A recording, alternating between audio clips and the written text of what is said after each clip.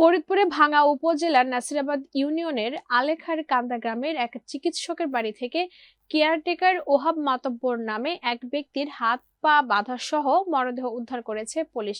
নিহত ওহাব মাতব্বরের বাড়ি পার্শ্ববর্তী তুজারপুর গ্রামে। তিনি দীর্ঘদিন যাবৎ এই বাড়িতে কেয়ারটেকারের দায়িত্বে রয়েছেন। বুধবার রাত 10টার দিকে সংবাদ পেয়ে পুলিশ ঘটনাস্থলে পৌঁছে মরদেহ উদ্ধার করেছে। বিষয়টি নিশ্চিত করেছেন সহকারী পুলিশ সুপার মোহাম্মদ আসিফ ইকবাল। আসিফ ইকবাল জানান, নাসিরাবাদ ইউনিয়নের আলেখার কান্দা গ্রামের বাসিন্দা চিকিৎসক জালাল উদ্দিন দীর্ঘদিন আগে মারা গেছেন। তার স্ত্রী এবং 3 মেয়ে ঢাকায় বসবাস করেন। গ্রামের বাড়ি দেখাশোনার জন্য কেয়ারটেকার হিসেবে দায়িত্ব পালন করতেন ওহাব মাতব্বর। মাঝে মধ্যেই ওই চিকিৎসকের স্ত্রী ও মেয়েরা বাড়িতে বেড়াতে আসেন। তিনি আরো জানান, বাড়িটি দেখাশোনার দায়িত্ব পালন করতেন ওহাব মাতব্বর। বুধবার রাত 10টার দিকে স্থানীয়দের মাধ্যমে খবর পাই ওহাব মাতব্বরের মরদেহ দ্বিতীয় তলার বাড়ির ছাদে উঠার দরজার পাশে পড়ে রয়েছে। সংবাদ পেয়ে আমি সহ থানা পুলিশের সদস্যরা ঘটনাস্থলে পৌঁছে মরদেহ উদ্ধার করেছে। সিআইডির একটি দলও ঘটনাস্থলে রয়েছে। কি কারণে হত্যাকাণ্ড তা খতিয়ে দেখা হচ্ছে। ওখানে চলে যাবে। আর এছাড়া আমরা ওখানে যাওয়ার আগেই সিআইডি কে ইনফর্ম করি। সিআইডি যে ক্রাইম সিন যে টিম আছে তারা ওখানে যায়। যাওয়ার পরে আমরা ঘটনাস্থলটা পরিদর্শন করি। তো প্রাথমিকভাবে আমাদের কাছে মনে হচ্ছে এটা একটি হত্যাকাণ্ড। যাওয়ার পরে আমরা লাস্টের যে অবস্থা দেখি, তার হাত এবং পা দুটাই বাঁধা ছিল এবং লাশের অবস্থা দেখে প্রাথমিকভাবে আমাদের মনে হয়েছে এটি বেশ 6-7 দিন আগে ঘটনাটা ঘটছে। বাসাটা নির্জন থাকার কারণে আর কি এতদিন এলাকাবাসী এটা জানতে পারিনি, হয়তো গন্ধ ছড়ানোর কারণেই তারা গন্ধের কারণে পরে তারা ঢোকে আমাদেরকে সংবাদ।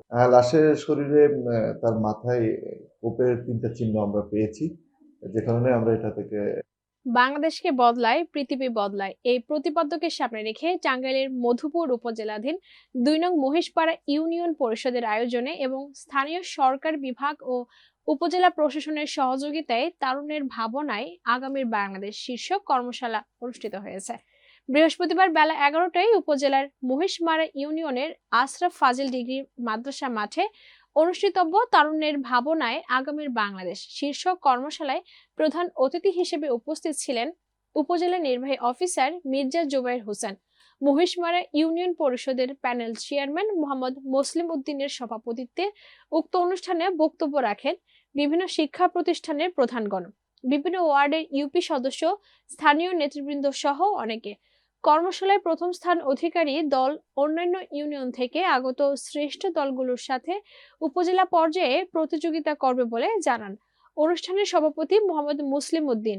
তারুণ্যের ভাবনায় বাংলাদেশ কর্মশালায় প্রতিযোগিতায় অংশগ্রহণ করেন মহিষমারা নেদুর বাজার উচ্চ বিদ্যালয়, শালিকা জাফর আলী উচ্চ বিদ্যালয়, সুনামগঞ্জ দাখিল মাদ্রাসা, আশরাফ ফাজিল ডিগ্রি মাদ্রাসা, সুনামগঞ্জ গারোবাজার পাবলিক উচ্চ বিদ্যালয় ও মহিষমারা কলেজের শিক্ষার্থীবৃন্দ।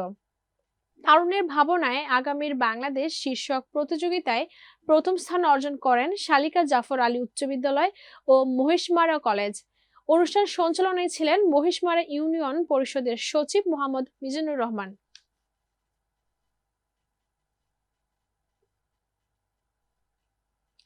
বিএনপির ভারপ্রাপ্ত সভাপতি তারেক রহমানের 31 দফা বাস্তবায়ন সফল করতে হলে সকলকে ঐক্যবদ্ধ হয়ে কাজ করতে হবে। সন্ধ্যায় উপজেলার 11 নং রাজৈ ইউনিয়নের পারুলদিয়া ও সজনগাঁও যুব সমাজের উদ্যোগে এক অনুষ্ঠানে প্রধান অতিথির বক্তব্যে ভালুকা উপজেলা বিএনপির সাবেক সিনিয়র সহসভাপতি ও রাজৈ ইউনিয়ন পরিষদের 3 বারের সাবেক সফল চেয়ারম্যান, উপজেলা বিএনপির আহ্বায়ক কমিটির অন্যতম সদস্য আনোয়ার উদ্দিন আহমেদ এসব কথা বলেন। 3 আওয়ামী লীগ সরকারের আমলে নানান অনিয়ম, অত্যাচার, গুম, খুন ও দুর্নীতির অভিযোগ তুলে ধরে বলেন, তৎকালীন আওয়ামী লীগ সরকার দেশনেত্রী বেগম খালেদা জিয়া সহ অসংখ্য নেতাকর্মীদের অন্যায়ভাবে জেল হাজতে প্রেরণ করেছেন, সব ধরনের চিকিৎসা সেবা হতে তাকে বঞ্চিত করেছেন।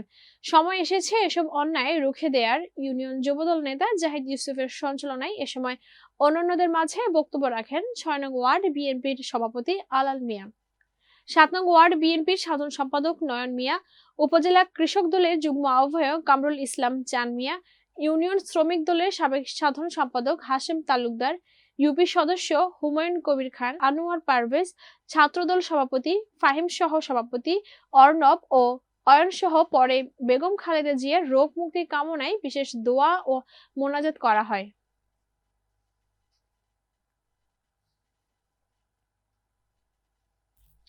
Northern electric supply company NESCO কোনো প্রকার গণশুনানি ছাড়া এবং দর নির্ধারণ না করে প্রিপেড ইলেকট্রিক মিটার স্থাপন করার সিদ্ধান্ত বাতিল করার দাবিতে আজ বৃহস্পতিবার দুপুরে রংপুর সাহিত্য কেন্দ্র মিলনায়তনে সংবাদ সম্মেলন করেছে রংপুর মহানগর নাগরিক কমিটি।